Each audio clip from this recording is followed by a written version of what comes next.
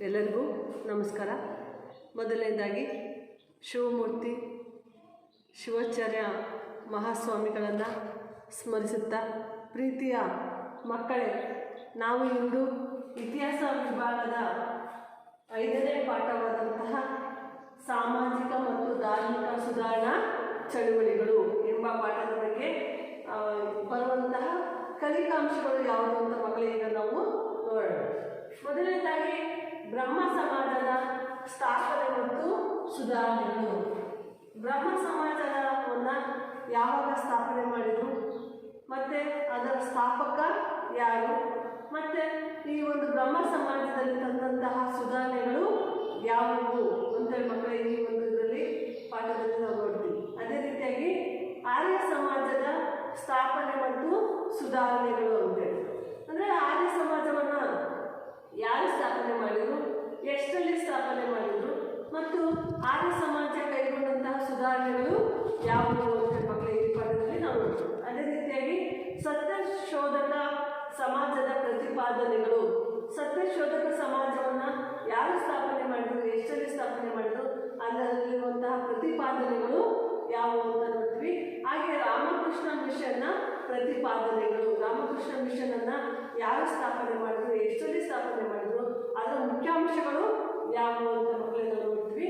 ಹಾಗೆ ನಾರಾಯಣ ಗುರು ಧರ್ಮ ಪರಿಪಾಲನಾ ಯೋಗಂ, ಇದನ್ನು ಸ್ಥಾಪನೆ ಮಾಡಿದವರು ಯಾರು, ಇದರ ಪ್ರಮುಖವಾದಂತಹ ಉದ್ದೇಶ ಏನು, ಎಷ್ಟರಲ್ಲಿ ಸ್ಥಾಪನೆಯನ್ನು ಮಾಡುವಂತ ನೋಡ್ತೀವಿ ಮಕ್ಕಳೇ. ಹಾಗೆ ಯುವ ಬಂಗಾಳಿ ಚಳವಳಿ ಅಂತ ನಾವು ನೋಡ್ತಿದ್ರೆ, ಯುವ ಬಂಗಾಳಿ ಚಳವಳಿಯ ಪಿತಾಮಹ ಯಾರು, ಅದನ್ನು ಸ್ಥಾಪನೆ ಮಾಡಿದವರು ಯಾರು, ಮತ್ತು ಅದನ್ನು ಎಷ್ಟರಲ್ಲಿ ಸ್ಥಾಪನೆಯನ್ನು ಮಾಡಿದ್ರು, ಇದರ ಪ್ರಮುಖ ಅಂಶಗಳು ಯಾವುವು ಅಂತ ನಾವು ನೋಡ್ತೀವಿ. ಹಾಗೆ ಪ್ರಾರ್ಥನಾ ಸಮಾಜದ ಸುಧಾರಣೆಗಳು. ಪ್ರಾರ್ಥನಾ ಸಮಾಜವನ್ನು ಯಾರು ಸ್ಥಾಪನೆಯನ್ನು ಮಾಡಿದ್ರು, ಅದು ಅಲ್ಲಿ ಎಷ್ಟರಲ್ಲಿ ಸ್ಥಾಪನೆ ಮಾಡಿದ್ರು, ಮತ್ತು ಪ್ರಾರ್ಥನಾ ಸಮಾಜದ ಪ್ರಮುಖ ಮುಖ್ಯಾಂಶಗಳು ಯಾವುದು, ಸುಧಾರಣಾ ಮುಖ್ಯಾಂಶಗಳು ಯಾವುದು ಅಂತ ನೋಡ್ತೀವಿ. ಹಾಗೆ ಅಲಿಗಢ್ ಚಳುವಳಿ ಅಂತ ನೋಡ್ತೀವಿ. ಈ ಅಲಿಗಢ್ ಚಳುವಳಿಯ ಪಿತಾಮಹ ಯಾರು ಅಥವಾ ಸ್ಥಾಪಕ ಯಾರು, ಎಷ್ಟರಲ್ಲಿ ಸ್ಥಾಪನೆಯನ್ನು ಮಾಡಿದ್ರು. ಹಾಗೆ ಥಿಯೋಸಫಿಕಲ್ ಸೊಸೈಟಿಯನ್ನು ಯಾರು ಸ್ಥಾಪನೆ ಮಾಡಿದ್ರು, ಎಷ್ಟರಲ್ಲಿ ಸ್ಥಾಪನೆ ಮಾಡಿದ್ರು, ಇದರ ಪ್ರಮುಖ ಉದ್ದೇಶಗಳು ಏನು ಅಂತ ನೋಡ್ತೀವಿ. ಹಾಗೆ ಪೆರಿಯರ್ ಅಂತೇಳಿ, ಪೆರಿಯರ್ ಅಂದರೆ ಯಾರು, ಎಷ್ಟರಲ್ಲಿ ಈ ಒಂದು ಪೆರಿಯರ್ ಅವರ ಪ್ರಮುಖವಾದಂತಹ ಒಂದು ಸಾಧನೆ ಏನು ಅಂತ ಮಕ್ಕಳೇ ನಾವು ನೋಡ್ತೀವಿ.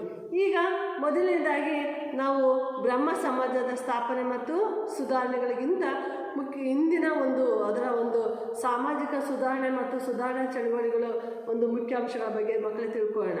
ಇಲ್ಲಿ ಮೊದಲನೇದಾಗಿ ನಾವು ಏನಪ್ಪ ಅಂದರೆ ಸಮಾಜ ಸುಧಾರಣೆ ಅಂದ್ರೇನು ಅಂತೇಳಿ ಮಕ್ಕಳಿಗೆ ನಾವು ತಿಳ್ಕೋಬೇಕಾಗತ್ತೆ. ಈಗ ಸಮಾಜ ಸುಧಾರಣೆ ಅಂದರೆ ಏನು, ಈಗಾಗಲೇ ಸಮಾಜ ಏನಾಗಿತ್ತಪ್ಪ ಅಂದರೆ ಮೇಲು ಕೀಳುಗಳಿಂದ ಕೂಡಿತ್ತು, ಭೇದ ಭಾವಗಳಿಂದ ಕೂಡಿತ್ತು, ಈ ಥರ ಮೌಢ್ಯಗಳಿಂದ ಕೂಡಿತ್ತು. ಈ ಮೌಢ್ಯಗಳಿಂದ ಆ ಒಂದು ಸಮಾಜವನ್ನು ಹೊರಗಡೆ ತರುವಂತಹ ಒಂದು ಪ್ರಯತ್ನ ಇದೆಯಲ್ಲ, ಇದನ್ನು ನಾವೇನಂತ ಕರಿತೀವಿ ಅಂದರೆ ಸಮಾಜ ಸುಧಾರಣೆ ಅಂತ ಕರಿತೀವಿ ಮಕ್ಕಳೇ. ಅರ್ಥ ಆಯ್ತಾ? ಸಮಾಜ ಅನ್ನೋದು ಮಾನವೀಯ ಮೌಲ್ಯಗಳಿಂದ ದೂರ ಆಗಿ ಏನಾಗ್ತಿದೆಪ್ಪ ಅಂದರೆ ಕೆಲವೊಂದು ಮೇಲು ಕೀಳು ಮತ್ತು ಶ್ರೇಷ್ಠ ಕನಿಷ್ಠ ಮತ್ತು ಭೇದ ಭಾವದಿಂದ ಸಮಾಜ ಅನ್ನೋದು ಕೂಡಿತ್ತು. ಹೀಗೆ ಈ ಭೇದ ಭಾವಗಳಿಂದ ಮೌಢ್ಯದಿಂದ ಕೂಡಿದಂತಹ ಸಮಾಜವನ್ನು ಮೌಢ್ಯ ಮುಕ್ತ ಸಮಾಜದ ಕಡೆಗೆ ಕೊಂಡೊಯ್ಯುವಂತಹ ಒಂದು ಪ್ರಯತ್ನವೇ ನಾವು ಸಮಾಜ ಸುಧಾರಣೆ ಎಂದು ಕರೆಯುತ್ತೇವೆ. ಅರ್ಥ ಆಯ್ತಾ ಮಕ್ಕಳೇ? ಹಾಗಾದರೆ ಸಮಾಜ ಸುಧಾರಣೆ ಅಂದರೆ ಏನು ಅಂತ ಬರ್ಕೊಳ್ರಿ. ಮಾನವೀಯ ಮೌಲ್ಯಗಳಿಂದ ದೂರವಾಗಿ ಮೇಲು ಕೀಳೆಂಬ ಭೇದ ಭಾವಗಳಿಂದ ಕೂಡಿದ ಸಮಾಜದ ವ್ಯವಸ್ಥೆಯನ್ನು ಬದಲಾಯಿಸಿ ಮೌಢ್ಯ ಮುಕ್ತ ಸಮಾಜದ ಕಡೆಗೆ ಕೊಂಡೊಯ್ಯುವಂತಹ ಒಂದು ಪ್ರಯತ್ನವೇ ಸಮಾಜ ಸುಧಾರಣೆ. ಅರ್ಥ ಆಯ್ತಾ ಮಕ್ಕಳೇ? ಬರ್ಕಂದ್ರಲ್ಲ ಎಲ್ಲ ಸರಿ. ಈಗ ನಾವು 19ನೇ ಶತಮಾನವನ್ನು ನೋಡೋದಾದರೆ, 19ನೇ ಶತಮಾನವನ್ನು ಭಾರತದ ಒಂದು ಚರಿತ್ರೆಯಲ್ಲಿ ನಾವೇನಂತ ಕರಿತೀವಪ್ಪ ಅಂದರೆ ಸಮಾಜ ಸುಧಾರಣಾ ಕಾಲ ಅಥವಾ ಭಾರತೀಯ ನವೋದಯದ ಕಾಲ ಎಂದು ಕರೆಯುತ್ತಾರೆ. ಮಕ್ಕಳೇ, ನಿಮಗೆ ಒಂದು ಅಂಕದ ಪ್ರಶ್ನೆ ಸಮಾಜ ಸುಧಾರಣೆ ಎಂದರೇನು ಅಂತ ಕೇಳ್ಬೋದು, ಅಥವಾ 19ನೇ ಶತಮಾನವನ್ನು ಡ್ಯಾಶ್ ಕಾಲವೆಂದು ಕರೆಯುತ್ತಾರೆ ಅಂತೇಳಿ ಕೇಳಿದಾಗ ನೀವು ಸಮಾಜ ಸುಧಾರಣಾ ಕಾಲ ಅಥವಾ ಭಾರತೀಯ ನವೋದಯದ ಕಾಲ ಏನಂತ ಕರೀತಾರೆ. ಎಷ್ಟನೇ ಶತಮಾನವನ್ನು? 19ನೇ ಶತಮಾನವನ್ನು ಏನಂತ ಕರೀತಾರೆ? ಭಾರತದ ಒಂದು ಚರಿತ್ರೆಯಲ್ಲಿ ಸಮಾಜ ಸುಧಾರಣೆಯ ಕಾಲ ಅಥವಾ ಭಾರತೀಯ ನವೋದಯದ ಕಾಲ ಎಂದು ಕರೆಯುತ್ತಾರೆ. ಅರ್ಥ ಆಯ್ತಾ ಮಕ್ಕಳೇ? ಸರಿ, ಈಗ ಇಂಗ್ಲೀಷರು ಏನು ಮಾಡಿದ್ರು, ಅಥವಾ ಬ್ರಿಟಿಷರು ಅಥವಾ ಇಂಗ್ಲೀಷರು ಏನು ಮಾಡಿದ್ರಪ್ಪ ಅಂದರೆ ಭಾರತದಲ್ಲಿ ಈ ಒಂದು ಇಂಗ್ಲೀಷ್ ಶಿಕ್ಷಣವನ್ನು ಜಾರಿಗೊಳಿಸಿದ್ರು. ಭಾರತದಲ್ಲಿ ಏನನ್ನ ಇಂಗ್ಲೀಷ್ ಶಿಕ್ಷಣವನ್ನು ಜಾರಿಗೊಳಿಸಿದ್ರಿಂದ ಅನೇಕ ಭಾರತೀಯರು ಈ ಒಂದು ಇಂಗ್ಲೀಷ್ ಶಿಕ್ಷಣವನ್ನು ಪಡೆಯುವುದಕ್ಕೆ ಸಾಧ್ಯ ಆಯಿತು. ಅನೇಕ ಭಾರತೀಯರು ಈ ಒಂದು ಇಂಗ್ಲೀಷ್ ಶಿಕ್ಷಣವನ್ನು ಪಡ್ಕೊಂಡಿದ್ದರಿಂದ ಇಲ್ಲಿ ಏನಾಯ್ತು ಅಂದರೆ ಪ್ರಜಾಪ್ರಭುತ್ವ ಆಗಿರ್ಬೋದು, ರಾಷ್ಟ್ರೀಯತೆ ಆಗಿರ್ಬೋದು, ಭಾರತೀಯ ಮುಂತಾದ ಯುರೋಪಿಯನ್ ಕಲ್ಪನೆಗಳು ಭಾರತೀಯ ಸಮಾಜಕ್ಕೆ ಏನಾಯಿತು ಪರಿಚಯ ಆಗೋದಕ್ಕೆ ಸಾಧ್ಯ ಆಯಿತು ಮಕ್ಕಳೇ. ಅಂದರೆ ಭಾರತದಲ್ಲಿ ಇಂಗ್ಲೀಷ್ ಶಿಕ್ಷಣ ಒಂದು ಪ್ರಾರಂಭವಾಗಿದ್ದರಿಂದ ಇಂಗ್ಲೀಷ್ ವಿದ್ಯಾವಂತ ಒಂದು ವರ್ಗ ಅನ್ನೋದು ಭಾರತದಲ್ಲಿ ಸೃಷ್ಟಿಯಾಯಿತು. ಅಂದರೆ ಭಾರತೀಯರು ಇಂಗ್ಲೀಷ್ ಶಿಕ್ಷಣವನ್ನು ಪಡ್ಕೊಳ್ಳೋದಕ್ಕೆ ಸಾಧ್ಯ ಆಯಿತು. ಇದರಿಂದ ಪ್ರಜಾಪ್ರಭುತ್ವ ಆಗಿರ್ಬೋದು, ರಾಷ್ಟ್ರೀಯತೆ ಆಗಿರ್ಬೋದು, ಹಲವಾರು ಪರಿಕಲ್ಪನೆಗಳು ಭಾರತಕ್ಕೆ ಪರಿಚಯ ಆಗುವುದಕ್ಕೆ ಸಾಧ್ಯ ಆಯಿತು. ಈ ಹಿನ್ನೆಲೆಯಲ್ಲಿ ಇಂಗ್ಲೀಷ್ ವಿದ್ಯಾಭ್ಯಾಸವನ್ನು ಪಡೆದಂತಹ ಅನೇಕ ಭಾರತೀಯರು ತಮ್ಮ ಏನು ಮಾಡಿದ್ರು, ಸಮಾಜವನ್ನು ವಿಶ್ಲೇಷಿಸೋದಕ್ಕೆ ಪ್ರಾರಂಭವನ್ನು ಮಾಡಿದರು. ವೈಚಾರಿಕತೆಯಿಂದ ನೋಡೋದಕ್ಕೆ ಪ್ರಾರಂಭವನ್ನು ಮಾಡಿದರು. ಯಾಕೆಂದರೆ ಇಂಗ್ಲೀಷ್ ಶಿಕ್ಷಣವನ್ನು ಪಡೆಯೋದ್ರಿಂದ ಭಾರತೀಯರಲ್ಲಿ ವೈಚಾರಿಕ ಒಂದು ದೃಷ್ಟಿಕೋನ ಅನ್ನೋದು ಬೆಳೆಯೋದಕ್ಕೆ ಸಾಧ್ಯ ಆಯಿತು ಮಕ್ಕಳೇ. ಜೊತೆಗೆ ಬ್ರಿಟಿಷರು ಏನು ಹೇಳಿದ್ರಪ್ಪ ಅಂದರೆ, ಬ್ರಿಟಿಷರು ಸಮಾಜ ಸುಧಾರಣೆಯಲ್ಲಿ ಆಸಕ್ತಿಯನ್ನು ತೋರಿಸಿದ್ರು. ನಾವು ಸಹ ಸಮಾಜ ಸುಧಾರಣೆಯನ್ನು ಮಾಡ್ತೀವಿ ಅಂತೇಳಿ ಇವರು ತಮ್ಮ ಆಸಕ್ತಿಯನ್ನು ತೋರಿದ್ರು. ತಮ್ಮನ್ನು ತಾವು ನಾಗರಿಕರು ಅಂತೇಳಿ ಚಿತ್ರಿಸಿಕೊಂಡ್ರು. ಯಾರು? ಬ್ರಿಟಿಷರು ಚಿತ್ರಿಸಿಕೊಂಡು ಭಾರತೀಯರನ್ನು ನಾಗರಿಕರನ್ನಾಗಿ ಮಾಡುವಂತಹ ಒಂದು ಉದ್ದೇಶವನ್ನು ಅವರು ಪ್ರಚಾರವನ್ನು ಮಾಡಿದರು. ಅಂದರೆ ನಾವು ಇಂಗ್ಲೀಷ್ ಶಿಕ್ಷಣವನ್ನು ಪ್ರಚಾರಪಡಿಸಿ ಭಾರತೀಯರನ್ನು ನಾಗರಿಕರನ್ನಾಗಿ ಮಾಡುವಂತಹ ಒಂದು ಸಿದ್ಧಾಂತವನ್ನು ಅವರು ಪ್ರತಿಪಾದಿಸಿದರು. ಏನಪ್ಪ ಅದಂದರೆ ಬಿಳಿಯನ ಮೇಲಿನ ಹೊರೆ ಸಿದ್ಧಾಂತ. ಬಿಳಿಯನ ಮೇಲಿನ ಹೊರೆ ಸಿದ್ಧಾಂತವನ್ನು ಇವರು ಪ್ರಚಾರವನ್ನು ಮಾಡಿದರು. ಈ ಒಂದು ಸಿದ್ಧಾಂತದ ಹಿನ್ನೆಲೆಯಲ್ಲಿ ಬ್ರಿಟಿಷರು ಏನು ಮಾಡಿದ್ರಪ್ಪ ಅಂದರೆ ತಮ್ಮ ಆರ್ಥಿಕ ಮತ್ತು ರಾಜಕೀಯ ಹಿತಾಸಕ್ತಿಗಳನ್ನು ಕಾಪಾಡಿಕೊಳ್ಳುವಂತಹ ಒಂದು ಯೋಜನೆಯನ್ನು ಹಾಕ್ಕೊಂಡ್ರು. ಯಾವ ಹಿನ್ನೆಲೆಯಲ್ಲಿ? ಬಿಳಿಯ ಮೇಲಿನ ಹೊರೆ ಸಿದ್ಧಾಂತದ ಒಂದು ಹಿನ್ನೆಲೆಯಲ್ಲಿ ತಮ್ಮನ್ನು ಆರ್ಥಿಕವಾಗಿ ಮತ್ತು ರಾಜಕೀಯವಾಗಿ ಹಿತಾಸಕ್ತಿಗಳನ್ನು ಕಾಪಾಡಿಕೊಳ್ಳುವಂತಹ ಒಂದು ಯೋಜನೆಯನ್ನು ಹಾಕ್ಕೊಂಡ್ರು. ಮತ್ತು ಅನೇಕ ಭಾರತೀಯರು ಸಹ ತಮ್ಮ ಪರಂಪರೆಯ ಹೊಸ ದೃಷ್ಟಿಕೋನವನ್ನು ಬೆಳೆಸ್ಕೊಳ್ಳೋದಕ್ಕೆ ಆರಂಭವನ್ನು ಮಾಡಿದರು. ಇದರಿಂದ ಭಾರತೀಯರಲ್ಲಿ ಒಂದು ಹೊಸ ಒಂದು ವರ್ಗ ಅನ್ನೋದು ಉಟ್ಕೊಳ್ಳೋದಕ್ಕೆ ಸಾಧ್ಯ ಆಯಿತು ಮಕ್ಕಳೇ. ನಂತರ ನಾವು ನೋಡೋದಾದರೆ ಭಾರತೀಯ ಸಮಾಜದಲ್ಲಿ ಮಹಿಳೆ ಆದವಳು ಬಹಳ ಹಲವಾರು ಹಕ್ಕುಗಳಿಂದ ಅವಳು ವಂಚಿತಳಾಗಿದ್ದು ಮಕ್ಕಳೇ. ನಿಮಗೆಲ್ಲರಿಗೂ ಗೊತ್ತಿದೆ, ಪ್ರಾಚೀನ ಸಮಾಜದಲ್ಲಿ ಮಹಿಳೆಯರಿಗೆ ಆಸ್ತಿಯ ಹಕ್ಕು ಸಹ ಇರಲಿಲ್ಲ. ಈಗ ಅವಳಿಗೆ ಆಸ್ತಿ ಹಕ್ಕಿರೋದನ್ನು ನಾವು ಕಟ್ತೀವಿ. ಹಲವಾರು ಹಕ್ಕುಗಳಿಂದ ಸಹ ಅವಳು ವಂಚಿತಳಾಗಿದ್ದು. ಕಾರಣ ಏನಪ್ಪ ಅಂದರೆ ಅಲ್ಲಿದ್ದಂತಹ ಒಂದು ಜಾತಿ ಪದ್ಧತಿ ಆಗಿರ್ಬೋದು, ಲಿಂಗ ಪದ್ಧತಿ ಆಗಿರ್ಬೋದು, ಅಂದರೆ ಲಿಂಗ ಅಸಮಾನತೆ, ಹೆಣ್ಣು ಮತ್ತು ಗಂಡು ಎಂಬ ಒಂದು ಅಸಮಾನತೆ ಆಗಿರ್ಬೋದು, ಸತಿ ಪದ್ಧತಿ ಆಗಿರ್ಬೋದು, ವಿಧವಾ ಪುನರ್ವಿವಾಹ ನಿರ್ಬಂಧ ಪದ್ಧತಿ ಆಗಿರ್ಬೋದು, ಶೂದ್ರ ಮತ್ತು ಶೂದ್ರರು ಶಿಕ್ಷಣದಿಂದ ವಂಚಿತರಾಗಿದ್ದಂಥ ಒಂದು ಸಮಸ್ಯೆಗಳನ್ನು ಕೈಗೆತ್ತಿಕೊಂಡು ಅನೇಕ ಸುಧಾರಣಾ ಚಳವಳಿಗಳನ್ನು ಆರಂಭಿಸಿದರು. ಅಂದರೆ ಈ ಶೂದ್ರರಿಗೆ ಯಾವುದೇ ರೀತಿಯಾದಂಥ ಒಂದು ಸೌಲಭ್ಯಗಳು ಇರಲಿಲ್ಲ. ಅವರಿಗೆ ಈ ಸೌಲಭ್ಯಗಳನ್ನು ವಂಚಿತರಾಗಿದ್ದಂತಹ ಜನರನ್ನು ಗುರುತಿಸಿ ಅವರಿಗೂ ಸಹ ಈ ಒಂದು ಸುಧಾರಣೆಯನ್ನು ಮಾಡಬೇಕು ಅಂತೇಳಿ ಅನೇಕ ಸಮಾಜ ಸುಧಾರಣಾ ಚಳುವಳಿದಾರರು ಬೆಳಕಿಗೆ ಬಂದರು. ಅವರು ಯಾರಪ್ಪ ಅಂದರೆ ನಾವು ನೋಡೋದಾದರೆ ರಾಜಾರಾಮ್ ಮೋಹನ್ ರಾಯ್ ಆಗಿರ್ಬೋದು, ದಯಾನಂದ ಸರಸ್ವತಿ ಆಗಿರ್ಬೋದು, ಜ್ಯೋತಿಬಾ ಫೂಲೆ ಆಗಿರ್ಬೋದು, ಸ್ವಾಮಿ ವಿವೇಕಾನಂದ ಆಗಿರ್ಬೋದು, ಡಾಕ್ಟರ್ ಅಲಿ ಬಿಸೆಂಟ್ ಆಗಿರ್ಬೋದು, ಸರ್ ಸೈಯದ್ ಅಹಮದ್ ಖಾನ್ ಆಗಿರ್ಬೋದು, ಪೆರಿಯರ್ ಆಗಿರ್ಬೋದು, ನಾರಾಯಣ ಗುರು ಧರ್ಮ ಪರಿಪಾಲನಾ ಯೋಗಮ್ ಅಂತ ಹೇಳಿದ್ವಲ್ಲ, ಅವರು ನಾರಾಯಣ ಗುರುಗಳಾಗಿರ್ಬೋದು. ಹೀಗೆ ಅನೇಕ ಮಹನೀಯರು ಏನು ಮಾಡಿದ್ರಪ್ಪ ಅಂದರೆ ಈ ಒಂದು ಸಮಾಜ ಸುಧಾರಣೆಗೆ ಪ್ರಯತ್ನವನ್ನು ಮಾಡಿದರು ಅಂತ ನಾವು ಹೇಳ್ತೀವಿ. ಈ ಒಂದು ಕಾಲಘಟ್ಟದ ಪ್ರಮುಖವಾದಂತಹ ಒಂದು ಲಕ್ಷಣ ಏನಪ್ಪ ಅಂದರೆ ಸಮಾಜಕ್ಕೆ ಹಾನಿಕಾರಕವಾದಂತಹ ಕೆಲವೊಂದು ಪದ್ಧತಿಗಳನ್ನು ಕಾನೂನು ಮೂಲಕ ನಿಷೇಧಿಸೋದಕ್ಕೆ ಇವರು ಪ್ರಯತ್ನವನ್ನು ಪಟ್ಟರು. ಅಂದರೆ ಏನು ಸಮಾಜದಲ್ಲಿ ಕೆಲವೊಂದು ಸಾಮಾಜಿಕ ಅನಿಷ್ಟ ಪದ್ಧತಿಗಳಿದಾವಲ್ಲ, ಆ ಅನಿಷ್ಟ ಪದ್ಧತಿಗಳನ್ನು ಯಾವುದರ ಮೂಲಕ, ಕಾನೂನಿನ ಮೂಲಕ ನಿಷೇಧಿಸೋದಕ್ಕೆ ಇವರು ಪ್ರಯತ್ನವನ್ನು ಪಟ್ಟರು. ಇವರೆಲ್ಲ ಸಮಾಜ ಸುಧಾರಣಾ ಚಳುವಳಿಗಾರರಿಂದ ಭಾರತದಲ್ಲಿ ಒಂದು ವೈಚಾರಿಕ ದೃಷ್ಟಿಕೋನವನ್ನು ಬೆಳೆಯೋದಕ್ಕೆ ಮಕ್ಕಳೇ ಸಾಧ್ಯ ಆಯಿತು. ನೆಕ್ಸ್ಟ್ ನಾವು ನೋಡೋದಾದರೆ ಬ್ರಹ್ಮ ಸಮಾಜ ಅಂತ ನಾವು ನೋಡ್ತೀವಿ. ಈ ಬ್ರಹ್ಮ ಸಮಾಜ ಅಂತ ನಾವು ನೋಡಿದ್ರೆ ಈ ಬ್ರಹ್ಮ ಸಮಾಜವನ್ನು ಸ್ಥಾಪನೆ ಮಾಡಿದವರು ಯಾರು ಮತ್ತು ಎಷ್ಟರಲ್ಲಿ ಈ ಒಂದು ಬ್ರಹ್ಮ ಸಮಾಜವನ್ನು ಸ್ಥಾಪನೆಯನ್ನು ಮಾಡ್ತಾರೆ, ಬ್ರಹ್ಮ ಸಮಾಜದ ಸ್ಥಾಪನೆ ಮತ್ತು ಸುಧಾರಣೆಗಳು ಅಂತ ನಾವು ನೋಡ್ತೀವಿ. ಯಾರು ಬ್ರಹ್ಮ ಸಮಾಜದ ಸ್ಥಾಪನೆ ಸುಧಾರಣೆಗಳು ಮಕ್ಕಳೇ ನೀವೆಲ್ಲ 7ನೇ ಕ್ಲಾಸಲ್ಲಿ ಸಾಮಾಜಿಕ ಸುಧಾರಣಾ ಚಳವಳಿಗಳ ಪಾಠದ ಬಗ್ಗೆ ಅಧ್ಯಯನ ಮಾಡ್ತಿರಲ್ಲ, ಯಾರಾದರೂ ಹೇಳ್ತೀರಾ ಮಕ್ಕಳೇ ಯಾರು ಬ್ರಹ್ಮ ಸಮಾಜದ ಸ್ಥಾಪಕರು? ಯಾರು ಮಕ್ಕಳೇ? Yes, very good. ಯಾರು? ರಾಜಾರಾಮ್ ಮೋಹನ್ ರಾಯ್. ವೆರಿ ಗುಡ್ ಮಕ್ಕಳೇ. ಯಾರು? ರಾಜಾರಾಮ್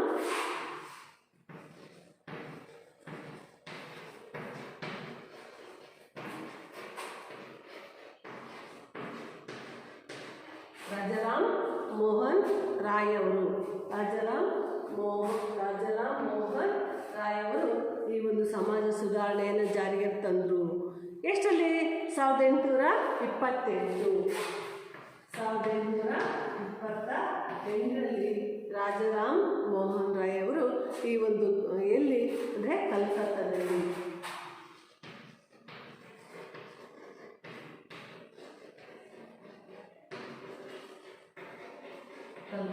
ಸ್ಥಾಪನೆಯನ್ನು ಮಾಡಿದರು. ಅದಕ್ಕಿಂತ ಮುಂಚೆ ಮಕ್ಕಳೇ ಈ ಒಂದು ಆಧುನಿಕ ಕಾಲಘಟ್ಟದಲ್ಲಿ ಈ ಒಂದು ಸಮಾಜ ಸುಧಾರಣೆಗೆ ಚಾಲನೆಯನ್ನು ನೀಡಿದವರು ಯಾರಪ್ಪ ಅಂದರೆ ಈ ಒಂದು ರಾಜಾರಾಮ್ ಮೋಹನ್ ರಾಯ್ ಅವರು ಅಂತ ನಾವು ಹೇಳ್ತೀವಿ. ಇವರು ಒಂದು ಕಾಲಾವಧಿ 1772ರಿಂದ 1833.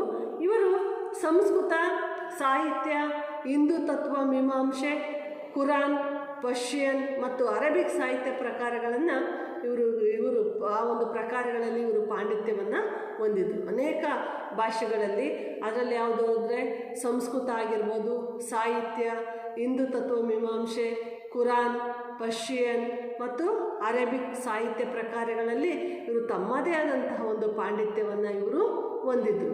ಜೊತೆಗೆ ಇವರೇನು ಮಾಡಿದ್ರಪ್ಪ ಅಂದರೆ ಇವರ ಒಂದು ಜ್ಞಾನ ಮತ್ತು ಸುಧಾರಣಾ ದಾಹಕ್ಕೆ ನಾವೊಂದು ಸಾಕ್ಷಿ ಏನಪ್ಪ ಅಂದರೆ ಇವರು ಬೈಬಲನ್ನು ಮೂಲದಲ್ಲಿ ಅರ್ಥವನ್ನು ಮಾಡ್ಕೊಳ್ಳೋದಕ್ಕೋಸ್ಕರ ಇಬ್ರೂ ಎಂಬ ಗ್ರೀಕ್ ಭಾಷೆಯನ್ನು ಇವರು ಕಲಿತರು. ಅಂದರೆ ಬೈಬಲ್ ಅನ್ನು ಅರ್ಥ ಮಾಡಿಕೊಳ್ಳೋದಕ್ಕೆ ಇವರು ಯಾವುದೇ ಭಾಷೆಯಲ್ಲಿ ಗ್ರೀಕ್ ಭಾಷೆಯಲ್ಲಿ ಇತ್ತು. ಇದನ್ನು ಗ್ರೀಕ್ ಭಾಷೆಯಲ್ಲಿ ಇಬ್ರೂ ಎಂಬ ಗ್ರೀಕ್ ಭಾಷೆಯನ್ನು ಇವರು ಕಲಿತರು. ಯಾಕೆ ಈ ಭಾಷೆಯನ್ನು ಕಲಿತರಪ್ಪ ಅಂದರೆ ಬೈಬಲನ್ನು ಅರ್ಥ ಮಾಡ್ಕೊಳ್ಳೋದಕ್ಕೋಸ್ಕರ ಮಕ್ಕಳೇ. ಇವರು ಏನು ಮಾಡಿದ್ರಪ್ಪ ಅಂದರೆ ತಮ್ಮ ಸ್ನೇಹಿತರ ಜೊತೆಗೂಡಿ ಕಲ್ಕತ್ತಾದಲ್ಲಿ ಆತ್ಮೀಯ ಸಭಾವನ್ನು ಪ್ರಾರಂಭಿಸಿದರು. ಯಾರ ಜೊತೆ ಸೇರಿ? ಸ್ನೇಹಿತರ ಜೊತೆ ಸೇರಿ. ಎಲ್ಲಿ? ಕಲ್ಕತ್ತಾದಲ್ಲಿ. ಏನನ್ನು ಸ್ಥಾಪನೆ ಮಾಡಿದ್ರಪ್ಪ ಅಂದರೆ ಆತ್ಮೀಯ ಸಭಾವನ್ನು ಇವರು ಪ್ರಾರಂಭವನ್ನು ಮಾಡಿದ್ರು ಮಕ್ಕಳೇ. ಈ ಒಂದು ಸಭೆಯ ಪ್ರಮುಖ ಅಂಶ ಏನಪ್ಪ ಅಂತಂದರೆ ಧಾರ್ಮಿಕ ಮತ್ತು ಸಾಮಾಜಿಕ ಪಿಡುಗುಗಳನ್ನು ಬಂಗಾಳ ಸಮಾಜದಿಂದ ಕೊನೆಗೊಳಿಸುವುದು. ಧಾರ್ಮಿಕ ಮತ್ತು ಸಾಮಾಜಿಕ ಒಂದು ಪಿಡುಗುಗಳನ್ನು ಬಂಗಾಳ ಸಮಾಜದಿಂದ ಕೊನೆಗೊಳಿಸುವಂತಹ ಒಂದು ಪ್ರಯತ್ನವನ್ನು ಇವರು ಮಾಡಿದರು. ಅದಕ್ಕೋಸ್ಕರ 1828ರಲ್ಲಿ ರಾಜಾರಾಮ್ ಮೋಹನ್ ರಾಯ್ ಅವರು ಕಲ್ಕತ್ತಾದಲ್ಲಿ ಬ್ರಹ್ಮ ಸಮಾಜವನ್ನು ಸ್ಥಾಪನೆಯನ್ನು ಮಾಡಿದರು ಮಕ್ಕಳೇ.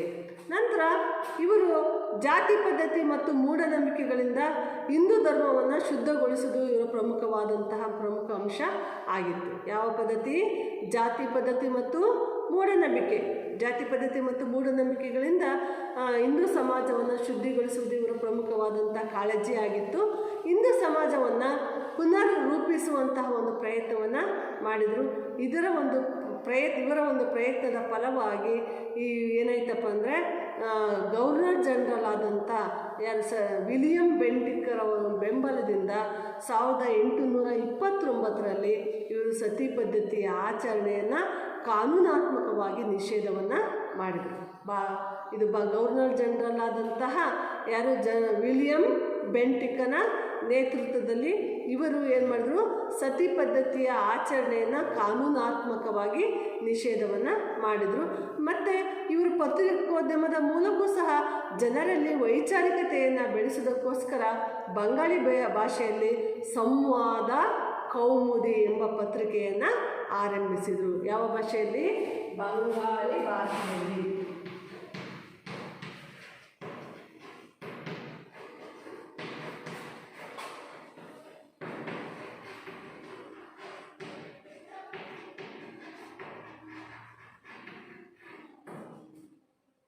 ಪತ್ರಿಕೆಯನ್ನು ಆರಂಭಿಸಿದರು. ಮಕ್ಕಳೇ ನೋಡಿ, ಜನರಲ್ಲಿ ಅರಿವನ್ನು ಮೂಡಿಸೋದಕ್ಕೋಸ್ಕರ ಇವರು ಬಂಗಾಳಿ ಭಾಷೆಯಲ್ಲಿ ಸಂವಾದ ಕೌಮುದಿ ಎಂಬ ಪತ್ರಿಕೆಯನ್ನು ಆರಂಭಿಸಿದರು. ಮಕ್ಕಳೇ ನಿಮಗೆ ಪ್ರಶ್ನೆಯನ್ನು ಕೇಳ್ತಾರೆ, ರಾಜಾರಾಮ್ ಮೋಹನ್ ರಾಯ್ ಅವರು ಆರಂಭಿಸಿದಂತಹ ಪತ್ರಿಕೆ ಯಾವುದು? ಸಂವಾದ ಕೌಮುದಿ ಅಂತೇಳಿ. ನಂತರ ಬ್ರಹ್ಮ ಸಮಾಜದ ಪ್ರಮುಖ ಅಂಶಗಳು ಅಂತ ಮಕ್ಕಳೇ ನಾವೀಗ ನೋಡೋಣ. ಮೊದಲನೇದಾಗಿ ಬ್ರಹ್ಮ ಸಮಾಜದ ಸುಧಾರಣೆಗಳು ಅಂತೇಳಿ ನೋಡಿದ್ರೆ, ಮೊದಲನೇದಾಗಿ ಏಕದೇವತಾ ಆರಾಧನೆಯನ್ನು ಪ್ರತಿಪಾದಿಸಿದರು. ಅಂದರೆ ಒಬ್ಬನೇ ದೇವರು, ಏಕದೇವತಾ ಆರಾಧನೆ ಅಂದರೆ ಒಬ್ಬನೇ ದೇವರನ್ನು ಪೂಜೆಯನ್ನು ಮಾಡಬೇಕು, ಒಬ್ಬನೇ ದೇವರು ಅಂತೇಳಿ. ಎರಡನೇದಾಗಿ ಅರ್ಥಹೀನ ಆಚರಣೆಗಳನ್ನು ವಿರೋಧಿಸಿದರು. ನೋಡಿ ಮಕ್ಕಳೇ, ಕೆಲವೊಂದು ಆಚರಣೆಗಳಿಗೆ ಅರ್ಥನೇ ಇರಲ್ಲ, ಅಂಥ ಅರ್ಥ ಇಲ್ಲದ ಆಚರಣೆಗಳನ್ನು ಅವರು ವಿರೋಧಿಸಿದರು. ಮೂರನೇದಾಗಿ ಪ್ರತಿಯೊಬ್ಬ ವ್ಯಕ್ತಿಯು ಘನತೆಯಿಂದ ಬಾಳಬೇಕು. ಪ್ರತಿಯೊಬ್ಬ ವ್ಯಕ್ತಿ ಏನಾಗಬೇಕಪ್ಪ ಅಂದರೆ ಘನತೆಯಿಂದ ಬಾಳಬೇಕು. ಯಾವ ನಿಯಮ ಮತ್ತು ಆಚರಣೆಗಳು ಅದಕ್ಕೆ ಕೇಡನ್ನು ಉಂಟು ಮಾಡಬಾರದು. ಅವನು ಘನತೆ ಗೌರವದಿಂದ ಬಾಳಬೇಕಾದ್ರೆ ಯಾವುದೇ ಅಡ್ಡಿ ಆತಂಕಗಳು ಎದುರಾಗಬಾರ್ದು ಅಂತ ಹೇಳಿದರು. ನಾಲ್ಕನೇದಾಗಿ ಬಹುಪತ್ನಿತ್ವ ಪದ್ಧತಿಯನ್ನು ವಿರೋಧಿಸುವಂತಹ ಒಂದು ಕಾರ್ಯವನ್ನು ಇವರು ಜಾರಿಗೆ ತಂದರು. ಬಹುಪತ್ನಿತ್ವ ಪದ್ಧತಿಯನ್ನು ವಿರೋಧಿಸುವ ಮೂಲಕ ಸ್ತ್ರೀಯರಿಗೆ ಸಮಾನತೆಯನ್ನು ದೊರಕಿಸಿಕೊಟ್ಟವರು ಯಾರಪ್ಪ ಅಂದರೆ ರಾಜಾರಾಮ್ ಮೋಹನ್ ರಾಯ್ ಅವರು. ಮತ್ತು ಇವರು ಮಹಿಳೆಯರಿಗೆ ಆಸ್ತಿಯಲ್ಲೂ ಸಹ ಪಾಲು ಬೇಕು ಅಂತೇಳಿ ಇವರು ಪ್ರತಿಪಾದನೆಯನ್ನು ಮಾಡಿದರು. ಮತ್ತು ಬಾಲ್ಯ ವಿವಾಹ ಪದ್ಧತಿಯನ್ನು ಇವರು ವಿರೋಧಿಸಿದರು. ನೋಡಿ, ಇವರು ಮಹಿಳೆಯರಿಗೆ ಎಷ್ಟು ಪ್ರಾಮುಖ್ಯತೆ ಕೊಟ್ಟಿದ್ರಪ್ಪ ಅಂತೇಳಿ ನಾವು ನೋಡೋದಾದರೆ, ಬಹುಪತ್ನಿತ್ವ ಪದ್ಧತಿ. ಬಹುಪತ್ನಿತ್ವ ಅಂದರೆ ಏನು? ಒಬ್ಬ ಪುರುಷ ಆದವನು ಒಂದು ಅಥವಾ ಎರಡಕ್ಕಿಂತ ಹೆಚ್ಚು ವಿವಾಹವಾಗುವುದನ್ನು ನಾವೇನಂತ ಕರಿತೀವಿ? ಬಹುಪತ್ನಿತ್ವ ಪದ್ಧತಿ ಅಂತ ಕರಿತೀವಿ ಮಕ್ಕಳೇ. ಈ ಒಂದು ಬಹುಪತ್ನಿತ್ವ ಪದ್ಧತಿಗೆ ವಿರೋಧವನ್ನು ವ್ಯಕ್ತಪಡಿಸೋರು ಯಾರಪ್ಪ ಅಂದರೆ ರಾಜಾರಾಮ್ ಮೋಹನ್ ರಾಯ್ ಅವರು. ಜೊತೆಗೆ ಇದರಿಂದ ಸ್ತ್ರೀಯರಿಗೆ ಸಮಾನತೆಯನ್ನು ಅವರು ತಂದುಕೊಟ್ರು ಅಂತ ನಾವು ಹೇಳ್ಬೋದು. ಜೊತೆಗೆ ಸ್ತ್ರೀಯರಿಗೂ ಸಹ ಆಸ್ತಿ ಹಕ್ಕನ್ನು ಇವರು ದೊರಕಿಸಿಕೊಟ್ರು. ಜೊತೆಗೆ ಬಾಲ್ಯ ವಿವಾಹ ಪದ್ಧತಿಯನ್ನು ಇವರು ನಿಷೇಧಿಸಿದರು. ಮಕ್ಕಳು ನಿಮಗೆಲ್ಲರಿಗೂ ಗೊತ್ತಿದೆ ಏನಪ್ಪ ಅಂದರೆ ಬಾಲ್ಯ ವಿವಾಹ ಅಂದರೆ ನಾವೇನು ನಾವೀಗ ಮದುವೆ ಆಗಬೇಕಾದ್ರೆ ಎಷ್ಟು ವರ್ಷ? 18 ವರ್ಷ ಬೇಕಾಗುತ್ತಲ್ಲ ಮಹಿಳೆಯರಿಗೆ, 18, ಪುರುಷರಿಗೆ 21 ಅಂತ. ಹೀಗೆ ಕೇವಲ 12-14 ವರ್ಷದ ಒಳಗೆ ಮಕ್ಕಳನ್ನು, ಏನು ಚಿಕ್ಕ ವಯಸ್ಸಿನ ಮಕ್ಕಳನ್ನು ಮದುವೆಯನ್ನು ಮಾಡ್ತಾಯಿದ್ರು. ಅಂತಹ ಒಂದು ಪದ್ಧತಿಯನ್ನು ಇವರು ಏನು ಮಾಡಿದ್ರು? ಬಾಲ್ಯ ವಿವಾಹ ಪದ್ಧತಿಯನ್ನು ವಿರೋಧಿಸಿದರು ಅಂತೇಳಿ ನಾವು ನೋಡ್ತೀವಿ ಮಕ್ಕಳೇ. ಅದ ನಂತರ 5ನೇದಾಗಿ ಒಳ್ಳೆಯದು ಎಲ್ಲಿದ್ದರೂ ಅದನ್ನು ಸ್ವೀಕರಿಸಬೇಕು ಅಂತ ಹೇಳಿದರು. ಒಳ್ಳೆಯದು ಎಲ್ಲಿದ್ದರೂ ಅದನ್ನು ಸ್ವೀಕರಿಸಬೇಕು ಅಂತೇಳಿ ಈ ಒಂದು ಬ್ರಹ್ಮ ಸಮಾಜದಲ್ಲಿ ಅವರು ತಿಳಿಸ್ಕೊಡುವಂಥ ಒಂದು ಪ್ರಯತ್ನವನ್ನು ಮಾಡಿದರು. ಜೊತೆಗೆ ಇವರು ನಾಗರಿಕತೆ ಏನು ಹೇಳ್ತಾರಪ್ಪ ಅಂದರೆ, ಪಶ್ಚಿಮದ ನಾಗರಿಕತೆಯಲ್ಲಿ ಒಳ್ಳೆಯದಿದ್ದರೆ ಅದನ್ನು ಕೂಡ ನಾವು ಸ್ವೀಕಾರವನ್ನು ಮಾಡಬೇಕು ಅಂತ ಹೇಳಿದರು. ಜೊತೆಗೆ ಇಂಗ್ಲೀಷ್ ಶಿಕ್ಷಣಕ್ಕೆ ಒಂದು ಹೆಚ್ಚಿನ ಒಂದು ಒತ್ತನ್ನು ಇವರು ನೀಡಿದರು ಮಕ್ಕಳು. ಯಾವ ಶಿಕ್ಷಣಕ್ಕೆ? ಇಂಗ್ಲೀಷ್ ಶಿಕ್ಷಣಕ್ಕೆ.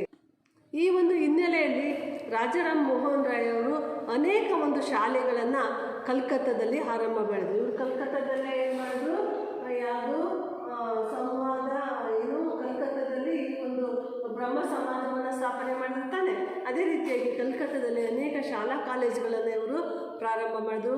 ವೇದಾಂತ ಕಾಲೇಜನ್ನು ಇವರು ಕಲ್ಕತ್ತಾದಲ್ಲಿ ಸ್ಥಾಪನೆಯನ್ನು ಮಾಡಿದರು. ಇವರ ಜೊತೆಗೆ ನೆರವನ್ನು ನೀಡಿದವರು ಯಾರಪ್ಪ ಅಂದರೆ ರವೀಂದ್ರನಾಥ್ ಟ್ಯಾಗೋರ್ ಅವರು. ಈ ಒಂದು ಆದರೆ ರವೀಂದ್ರನಾಥ್ ಟ್ಯಾಗೋರ್ ಅವರು ಇವರು ರಾಜಾರಾಮ್ ಮೋಹನ್ ರಾಯರು ಸಹ ಇಬ್ಬರೂ ಸಹ ಈ ಒಂದು ಕೆಲಸವನ್ನು ಮಾಡಿದರು ಅಂತ ನಾವು ಹೇಳ್ತೀವಿ. ಆದ್ದರಿಂದ ಆಧುನಿಕ ಭಾರತದ ಹರಿಕಾರ ಅಂತೇಳಿ ರಾಜಾರಾಮ್ ಮೋಹನ್ ರಾಯರವನ್ನು ನಾವು ಕರಿತೀವಿ ಮಕ್ಕಳು. ಯಾರನ್ನ? ರಾಜಾರಾಮ್ ಮೋಹನ್ ರಾಯ್ ಅವರನ್ನು ಏನಂತ ಕರೀತಾರೆ?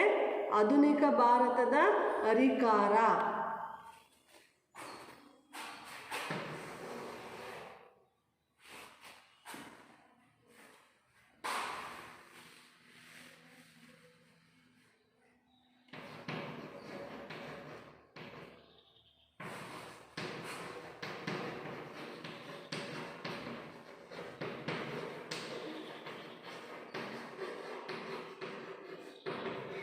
ಅಥವಾ ಭಾರತೀಯ ನವೋದಯದ ಜನಕ.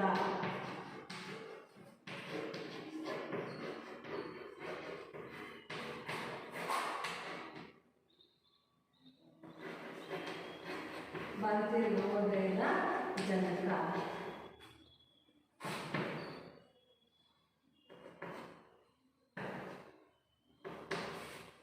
ಇವರನ್ನ ಆಧುನಿಕ ಭಾರತದ ಹರಿಕಾರ ಅಥವಾ ಭಾರತೀಯ ನವೋದಯದ ಜನಕ ಅಥವಾ ಭಾರತೀಯ ರಾಷ್ಟ್ರೀಯತೆಯ ಪ್ರವಾದಿ. ಭಾರತೀಯ ರಾಷ್ಟ್ರೀಯತೆಯ ಪ್ರವಾದಿ.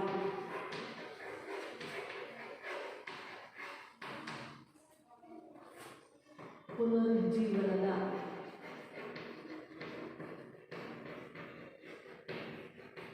ಮಕ್ಕಳೇ, ಇಲ್ಲಿ ನೋಡಿ, ಈ ರಾಜಾರಾಮ್ ಮೋಹನ್ ರಾಯ್ ಅವರನ್ನ ನಾವು ಹಲವಾರು ರೀತಿಯಲ್ಲಿ ವರ್ಣನೆ ಮಾಡಿರೋದನ್ನು ನಾವು ಕಾಣ್ತೀವಿ.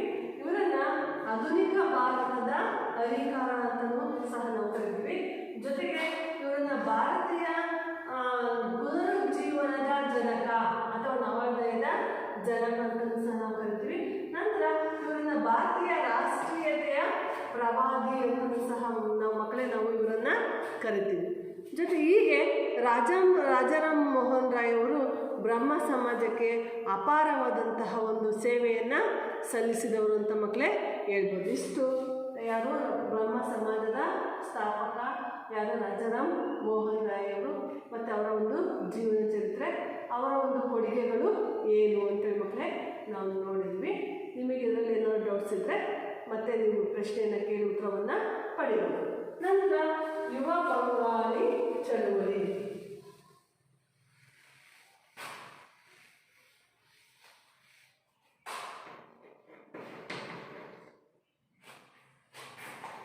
ನೆಕ್ಸ್ಟ್ ಇದರಲ್ಲಿ ಅದು ಯುವ ಬಂಗಾಳಿ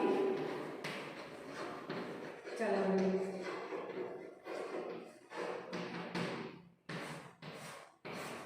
ಮಕ್ಕಳೇ, ನಾವು ಯುವ ಬಂಗಾಳಿ ಚಳವಳಿ ಅಂತ ನಾವು ನೋಡಿದಾದ್ರೆ ಬ್ರಹ್ಮ ಸಮಾಜವನ್ನು ಇದೇ ಒಂದು ಕಾಲಘಟ್ಟದಲ್ಲಿರುವಂತಹ ಮತ್ತೊಂದು ಚಳವಳಿ ಯಾವುದಪ್ಪ ಅಂದರೆ ಯುವ ಬಂಗಾಳಿ ಚಳವಳಿ ಅಂತ ನಾವು ಕರಿತೀವಿ. ಈ ಒಂದು ಚಳವಳಿಯನ್ನು ಆರಂಭಿಸಿದವರು ಯಾರಪ್ಪ ಅಂತಂದರೆ ಹೆನ್ರಿ ವಿವಿಯನ್ ಡಿರೇಜಿಯೋ. ಹೆನ್ರಿ ಬರ್ಕೊಳ್ರಿ ಮಕ್ಕಳೇ, ಯುವ ಬಂಗಾಳಿ ಚಳವಳಿಯ ಸ್ಥಾಪಕ henry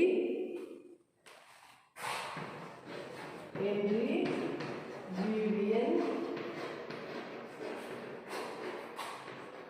ಡಿರೇಜಿಯೋ. Henry Vivian Derozio. Vivian Derozio. ಅರ್ಥ ಆಯ್ತಾ ಮಕ್ಕಳೇ? ಇವರ ಒಂದು ತಂದೆ ಯಾರಪ್ಪ ಅಂದರೆ ಇವರ ತಂದೆ ಪೋರ್ಚುಗೀಸ್ ದೇಶದವರು, ತಾಯಿ ಆದವಳು ಭಾರತೀಯ ದೇಶದವರು. ಇವರ ತಂದೆ ಪೋರ್ಚುಗೀಸ್, ತಾಯಿ ಭಾರತೀಯಳು. ಹೀಗಾಗಿ ಇವರನ್ನು ಏನಂತ ಕರೀತಾರೆ? ಆಂಗ್ಲೋ ಇಂಡಿಯನ್ನರೆಂದು ಕರೆಯುತ್ತಾರೆ. ಅರ್ಥ ಆಯ್ತಾ ಮಕ್ಕಳೇ? ಇವರ ತಂದೆ ಯಾವ ದೇಶದವನು? ಪೋರ್ಚುಗೀಸ್ ದೇಶದವನು. ತಾಯಿ ಭಾರತೀಯ ದೇಶದವರು. ಹಾಗಾಗಿ ಈ ಡಿರನ್ಜಿ ಅವರನ್ನು ಆಂಗ್ಲೋ ಇಂಡಿಯನ್ ಎಂದು ಕರೆಯುತ್ತಾರೆ. Anglo Indian.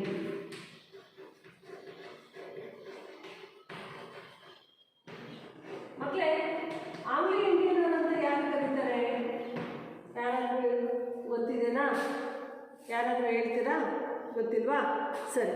ಆಂಗ್ಲೋ ಇಂಡಿಯನ್ ಅಂದರೆ ಯಾರಪ್ಪ ಅಂದರೆ ಬೇರೆ ಬೇರೆ ದೇಶದ ತಂದೆ ಅಥವಾ ಪುರುಷ, ನಮ್ಮ ಭಾರತೀಯ ದೇಶದ ತಾಯಿ, ಇವರಿಬ್ಬರಿಗೂ ಹುಟ್ಟುವಂತಹ ಮಗುವನ್ನು ನಾವೇನಂತ ಕರಿತೀವಿ? ಆಂಗ್ಲೋ ಇಂಡಿಯನ್ ಎಂದು ಕರೆಯುತ್ತಾರೆ. ಅರ್ಥ ಆಯ್ತಾ ಮಕ್ಕಳೇ? ಇಲ್ಲಿ ನೋಡಿ, ತಂದೆ ಹೆನ್ರಿ ವಿವಿಯನ್ ಡಿರನ್ಜಿ ತಂದೆ ಪೋರ್ಚುಗೀಸ್ ದೇಶದವನು, ತಾಯಿ ಭಾರತೀಯವರು. ಇವರು ಹುಟ್ಟಿದಂತಹ ಮಗುವನ್ನು ಏನಂತ ಕರೆದ್ರು? ಆಂಗ್ಲೋ ಇಂಡಿಯನ್ ಅಂತ ಕರೆದ್ರು. ಅರ್ಥ ಆಯ್ತಾ ಮಕ್ಕಳೇ? ಆಂಗ್ಲೋ ಇಂಡಿಯನ್ ಅಂದರೆ ಯಾರು ಅಂತೇಳಿ.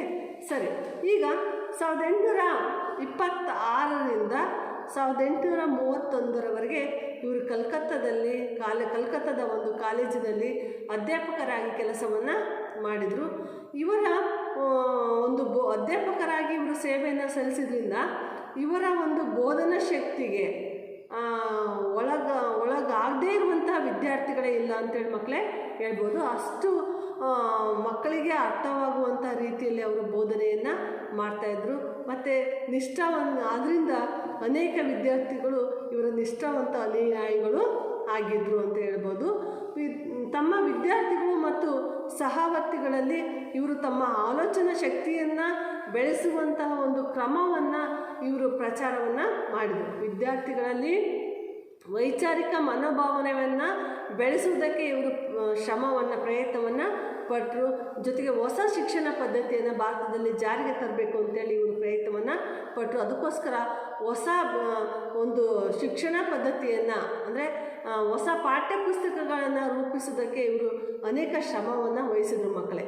ಮತ್ತು ಇವರು ಪ್ರಶ್ನಿಸುವ, ಆಲೋಚನೆ ಮಾಡುವಂತಹ ಒಂದು ವೈಜ್ಞಾನಿಕ ದೃಷ್ಟಿಕೋನವನ್ನು ಬೆಳೆಸಿಕೊಳ್ಳುವಂತಹ ಪ್ರೇರಣೆಯನ್ನು ಒದಗಿಸುವಂಥ ಒಂದು ಪಾಠ್ಯಗಳನ್ನು ಇವರು ಬೆಳಕಿಗೆ ತಂದರು.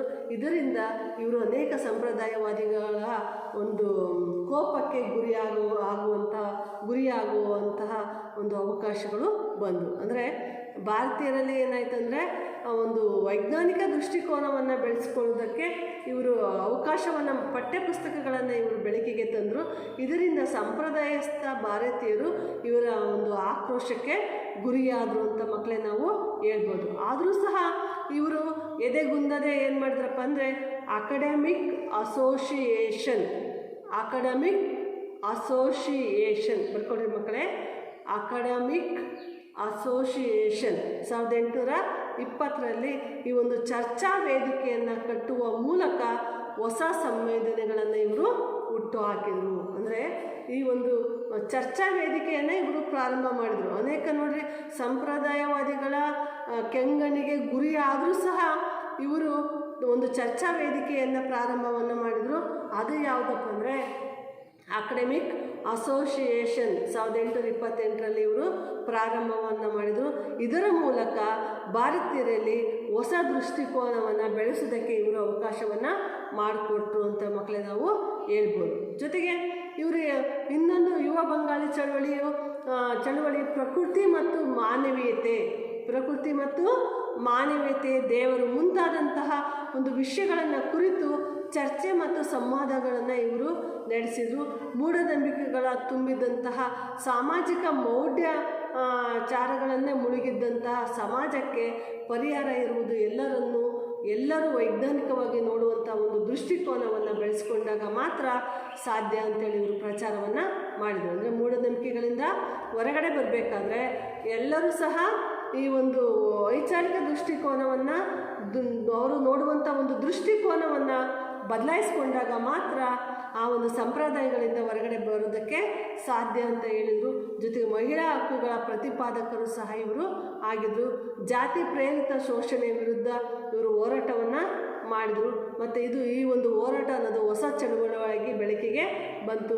ಇವರು ಕಲ್ಕತ್ತಾ ಮತ್ತು ಬಂಗಾಳದ ಅನೇಕ ಪ್ರದೇಶಗಳಿಗೆ ಇವರು ಮಾತ್ರ ಸೀಮಿತಗೊಳಿಸಿಕೊಂಡ್ರು. ಹೊಸ ತಲೆಮಾರದ ಇವರು ಪ್ರಭಾವಕ್ಕೆ ಒಳಗಾಗಿ ನೈತಿಕವಾಗಿ ಒಂದು ಕುಸಿತ ಇದೆ ಅನ್ನೋ ಒಂದು ಮನೋಭಾವ ಇವರಲ್ಲಿ ಉಂಟಾಯಿತು. ಅನೇಕ ಬೆಂಬಲಿಗರ ಒಂದು ಒತ್ತಡಕ್ಕೆ ಮಣಿದು ತಮ್ಮ ಉದ್ಯೋಗಕ್ಕೆ ಇವರು ರಾಜೀನಾಮೆಯನ್ನು ಕೊಟ್ಟರು. ಯಾರು? ಡಿರಜಿಯವರು ಕೊನೆಗೆ ತಮ್ಮ ಹುದ್ದೆಗೆ ರಾಜೀನಾಮೆಯನ್ನು ಕೊಟ್ಟರು. ನೋಡಿರಿ, ಅವರು ರಾಜೀನಾಮೆಯನ್ನು ಕೊಟ್ಟಾಗ ಅವ್ರಿಗಿನ್ನು ಕೇವಲ 22 ವರ್ಷ. 22 ವರ್ಷವಾಗಿರುವಾಗಲೇ 1831ರಲ್ಲಿ ಇವರು ಕಾಲರ ರೋಗಕ್ಕೆ ತುತ್ತಾಗಿ ಮರಣವನ್ನು ಹೊಂದಿದ್ರು ಮಕ್ಕಳೇ. ನೋಡಿರಿ, ಅವ್ರಿಗಿನ್ನು ಸಮಾಜ ಸುಧಾರಣೆಗೆ ಹಿಡಿದಾಗ ಅವ್ರಿಗಿನ್ನು ಕೇವಲ 22 ವರ್ಷವಾಗಿತ್ತು. ಆ 22 ವರ್ಷದಲ್ಲೇ ಅವರು ಅನೇಕ ಸುಧಾರಣೆಗಳನ್ನು ಭಾರತದಲ್ಲಿ ಜಾರಿಗೆ ತರುವಂಥ ಒಂದು ಪ್ರಯತ್ನವನ್ನು ಮಾಡಿದರು. ಮತ್ತು ವಿದ್ಯಾರ್ಥಿಗಳಲ್ಲಿ ವೈಚಾರಿಕ ದೃಷ್ಟಿಕೋನವನ್ನು ಅಥವಾ ಮನೋಭಾವನವನ್ನು ಬೆಳೆಸೋದಕ್ಕೆ ಅವರು ಕಾರಣಕರ್ತರಾದರು ಅಂತೇಳಿ ಮಕ್ಕಳೇ ನಾವು ಹೇಳ್ಬೋದು. ನೆಕ್ಸ್ಟು ಮಕ್ಕಳೇ ನಾವು ನೋಡಿದಾದರೆ ಆರ್ಯ ಸಮಾಜ.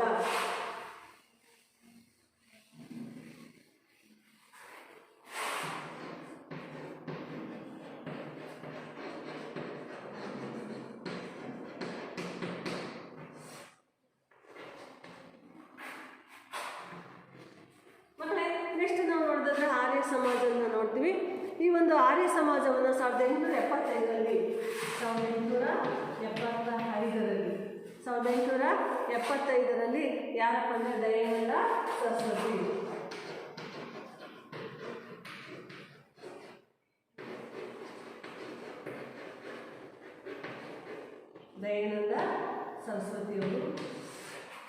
ದಯಾನಂದ ಸರಸ್ವತಿಯವರು 1875ರಲ್ಲಿ ಆರ್ಯ ಸಮಾಜವನ್ನು ಪ್ರಾರಂಭ ಮಾಡಿದ್ರು. ಎಲ್ಲಪ್ಪ ಅಂದರೆ ಕಾತೆವಾಡದಲ್ಲಿ.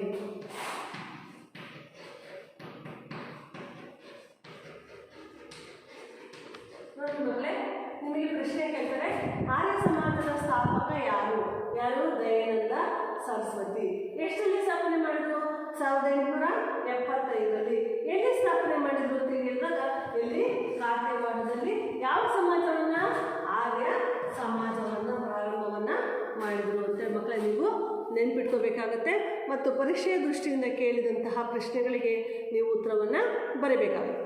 ನಂತರ ಈ ದಯಾನಂದ ಸರಸ್ವತಿಯವರು 1824ರಲ್ಲಿ ಗುಜರಾತಿನ ಕಾತೆವಾಡದಲ್ಲಿ, ಇವರ ಒಂದು ಜೀವನ ಚರಿತ್ರೆಯನ್ನು ನೋಡೋದಾದರೆ ಇವರು 1824ರಲ್ಲಿ ಗುಜರಾತಿನ ಕಾತೆವಾಡದಲ್ಲಿ ಜನಿಸ್ತಾರೆ.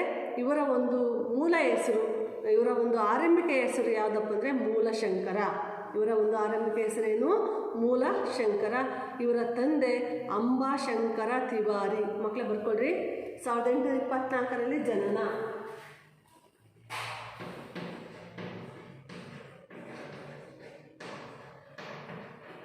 1824ರಲ್ಲಿ ಜನನ. ಇವರು ಎಲ್ಲಿ? ಕಾತೆವಾಡದಲ್ಲಿ. ಇವರ ಒಂದು ಮೂಲ ಹೆಸರು, ಆರಂಭಿಕ ಹೆಸರು ಮೂಲಶಂಕರ. ಇವರ ತಂದೆ ಹೆಸರು ಅಂಬಾಶಂಕರ ತಿವಾರಿ. ತಾಯಿ ಅಮೃತಾಬಾಯಿ. ತಾಯಿ ಯಾರು?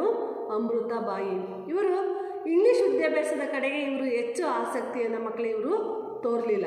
ಅಂದರೆ ಇವರು ಏನು ಮಾಡಿದ್ರಪ್ಪ ಅಂದರೆ ಇಂಗ್ಲೀಷ್ ಶಿಕ್ಷಣದ ಬದಲಾಗಿ ಸಂಸ್ಕೃತ ಶಿಕ್ಷಣಕ್ಕೆ ಇವರು ಹೆಚ್ಚಿನ ಒಂದು ಪ್ರಾಮುಖ್ಯತೆಯನ್ನು ಕೊಟ್ಟರು. ಇವರು ತಮ್ಮ 21ನೇ ವಯಸ್ಸಿನಲ್ಲಿ ಮನೆಯನ್ನು ಬಿಟ್ಟು ಇವರು ಸುಮಾರು 15 ವರ್ಷಗಳ ಕಾಲ ದೇಶದಾದ್ಯಂತ ಇವರು ಸಂಚಾರವನ್ನು ಮಾಡ್ತಾರೆ ಮಕ್ಕಳೇ. ನೋಡಿರಿ, ಇವರು ಇಂಗ್ಲೀಷ್ ಶಿಕ್ಷಣದ ಬದಲಾಗಿ ಯಾವ ಶಿಕ್ಷಣ? ಸಂಸ್ಕೃತ ಶಿಕ್ಷಣಕ್ಕೆ ಹೆಚ್ಚಿನ ಒಂದು ಪ್ರಾಮುಖ್ಯತೆಯನ್ನು ಕೊಟ್ಟರು. 21ನೇ ವಯಸ್ಸಿನಲ್ಲಿ ಅವರು ಮನೆಯನ್ನು ಬಿಟ್ಟು 15 ವರ್ಷಗಳ ಕಾಲ ದೇಶದಾದ್ಯಂತ ಇವರು ಸಂಚಾರವನ್ನು ಮಾಡ್ತಾರೆ ಮಕ್ಕಳೇ. ಅಂದರೆ ದೇಶ ಪ್ರವಾಸವನ್ನು ಅವರು ಮಾಡ್ತಾರೆ. ಈ ಒಂದು ದಯಾನಂದ ಸರಸ್ವತಿಯವರು ತಮ್ಮ ಆಲೋಚನಾ ಕ್ರಮವನ್ನು, ಇವರ ಒಂದು ಆಲೋಚನಾ ಕ್ರಮವನ್ನು ಸತ್ಯಾರ್ಥ ಪ್ರಕಾಶ ಎಂಬ ಗ್ರಂಥದಲ್ಲಿ ವ್ಯಕ್ತಪಡಿಸಿದ್ದಾರೆ.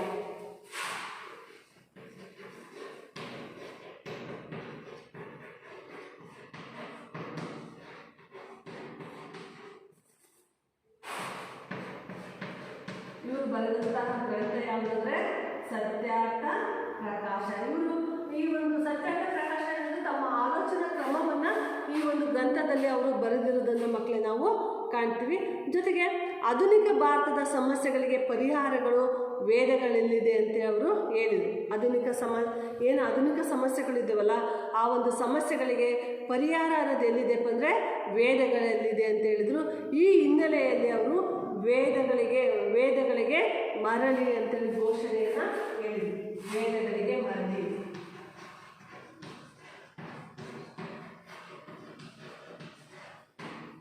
ಘೋಷಣೆ. ಮಕ್ಕಳೇ, ಇಲ್ಲಿ ನಾವು ಅವರು ತಮ್ಮ ಆಲೋಚನಾ ಶಕ್ತಿಯನ್ನು ಸತ್ಯಾರ್ಥ ಪ್ರಕಾಶ ಎಂಬ ಗ್ರಂಥದಲ್ಲಿ ವ್ಯಕ್ತಪಡಿಸಿದ್ರು. ಮತ್ತು ಆಧುನಿಕ ಭಾರತದ ಸಮಸ್ಯೆಗಳಿಗೆ ಏನು ಮಾಡಿದ್ರು ಅವರು, ವೇದಗಳಿಗೆ ಸಮಸ್ಯೆಗಳಿಗೆ ಉತ್ತರ ಎಲ್ಲಿದೆಪ್ಪ ಅಂದರೆ ವೇದಗಳಲ್ಲಿದೆ ಅಂತ ಹೇಳಿದ್ರು. ಅದಕ್ಕೋಸ್ಕರ ಅವರು ವೇದಗಳಿಗೆ ಮರಳಿ ಎಂಬ ಘೋಷಣೆಯನ್ನು ಕೂಗಿದರು. ವೇದಗಳಿಗೆ ಮರಳಿ ಅಥವಾ ವೇದಗಳಿಗೆ ಹಿಂತಿರುಗಿ ಅಂತ ನಾವು ಹಳೆ ಬುಕ್ಸ್ನಲ್ಲಿ ಮಕ್ಕಳೇ ನಾವು ನೋಡ್ತೀವಿ. ಆದ್ದರಿಂದ ಇವರೊಬ್ಬ ಸುಧಾರಣವಾದಿ ಎನ್ನುವುದಕ್ಕಿಂತ ಇವರನ್ನು ಪುನರುತ್ಥಾನವಾದಿ ಅಂತೇಳಿ ಇವರು ಕರೆಸ್ಕೊಂಡ್ರು. ಯಾರು ದಯಾನಂದ ಸರಸ್ವತಿಯವರು. ನಾವು ಸಾಮಾಜಿಕ ಸುಧಾರಣಾ ಚಳವಳಿದಾರರು ಅಂತ ಓದ್ತಿರ್ತಾನೆ ಮಕ್ಕಳೇ.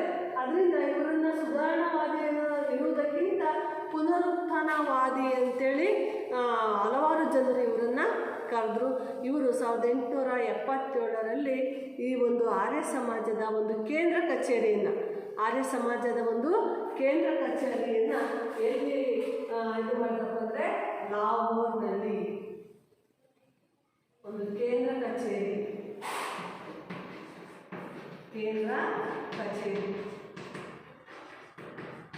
ಲಾಹೋರ್.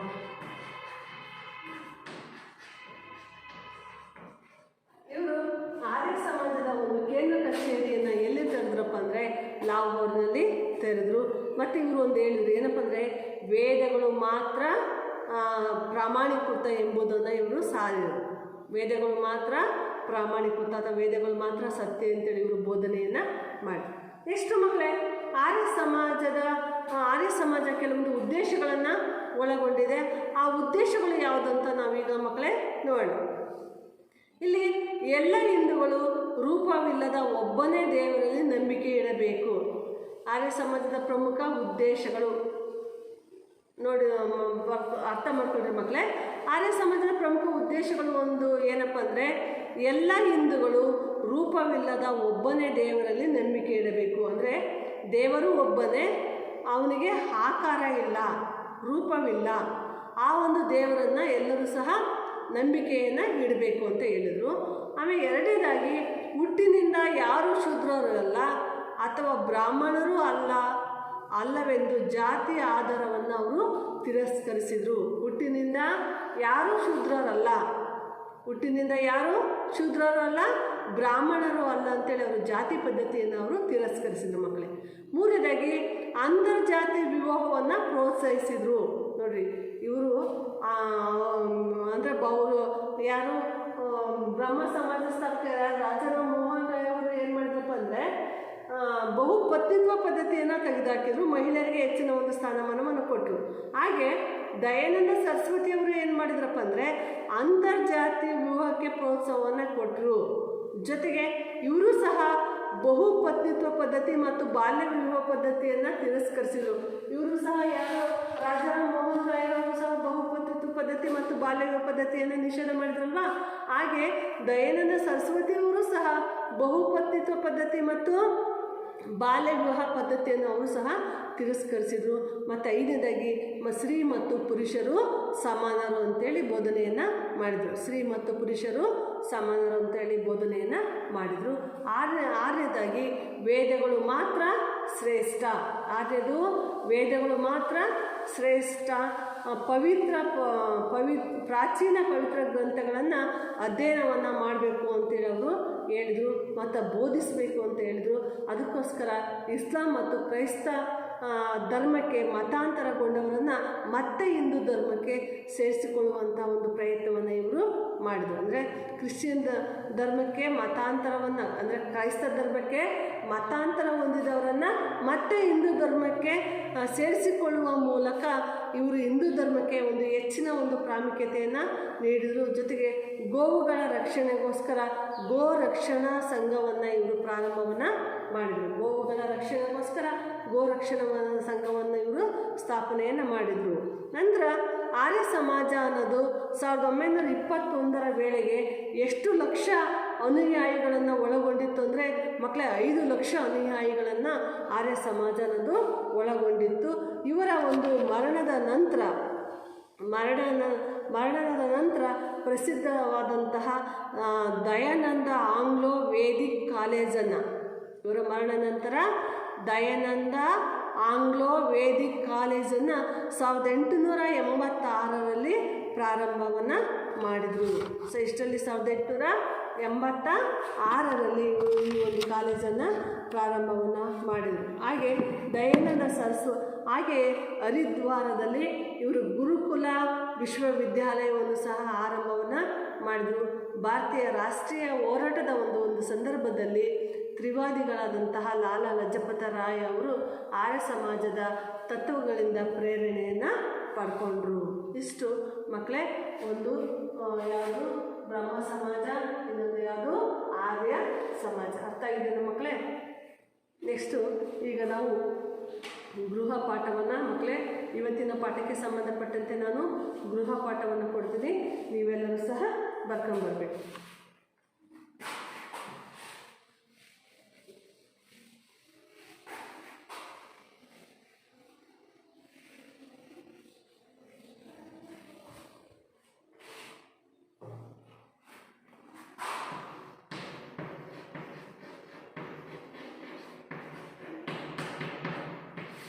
ಗೃಹಪಾಠ ಮಕ್ಕಳೇ ಟೆಕ್ಸ್ಟ್ ಬುಕ್ನಲ್ಲಿ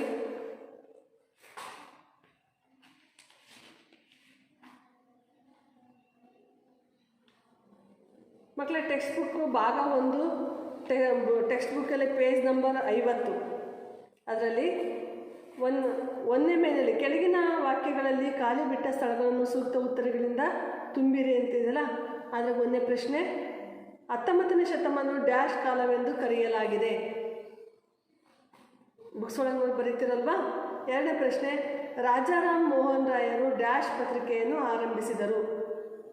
ನೆಕ್ಸ್ಟ್ ಮೂರನೇದು, ಪ್ರಾರ್ಥನಾ ಸಮಾಜದ ಸ್ಥಾಪಕರು ಅಂತಿದೆ ಮಕ್ಕಳೇ. ಅದೇನು ಪಾಠ ಆಗಿಲ್ಲಲ್ವಾ ಇವತ್ತು? ಸರಿ. 4ನೇ ಪ್ರಶ್ನೆ, ಯುವ ಬಂಗಾಳಿ ಚಳವಳಿಯನ್ನು ಪ್ರಾರಂಭಿಸಿದವರು. ಅದು ಪಾಠ ಆಗಿದೆ ಅಲ್ವಾ? ಯಾರು ಹೆನ್ರಿ ವಿವೆನ್ ಡಿರೇಜಿಯೋ ಅಲ್ವಾ?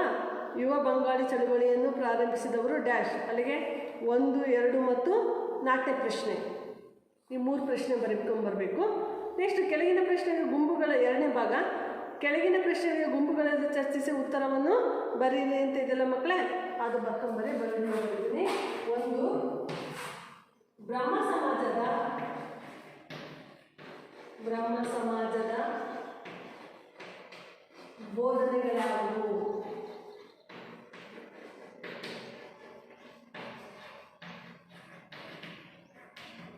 2ನೇ ಪ್ರಶ್ನೆ, ದಯಾನಂದ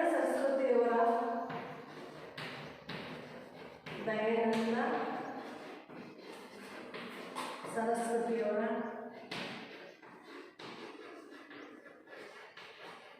ವೇದಗಳಿಗೆ ಹಿಂದಿರುಗಿ. ಮತ್ತೆ ನಿಮಗೆ ಟೆಕ್ಸ್ಟ್ ಬುಕ್ಕಲ್ಲಿ ಪಾಠ ಮಾಡ್ಬೇಕಾದ್ರೆ ವೇದಗಳಿಗೆ ಮರಳಿ ಅಂತ ಇದೆ. ಈ ಪ್ರಶ್ನೆ ಇದರಲ್ಲಿ ವೇದಗಳಿಗೆ ಹಿಂತಿರುಗಿ ಅಂತಿದೆ ಅಲ್ವಾ? ವೇದಗಳಿಗೆ ಹಿಂತಿರುಗಿ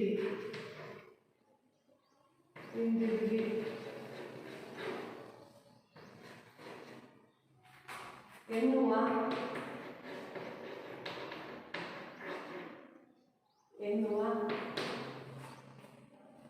ಘೋಷಣೆಯನ್ನು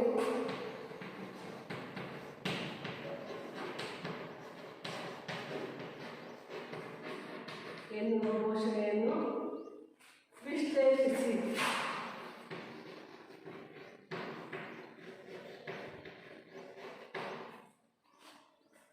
ಮೂರನೇ ಪ್ರಶ್ನೆ, ಸತ್ಯಶೋಧಕ ಸಮಾಜ ಪ್ರತಿಪಾದಿಸಿದ ಸುಧಾರಣೆಗಳು ಯಾವುದಿದೆ ಮಕ್ಕಳೇ?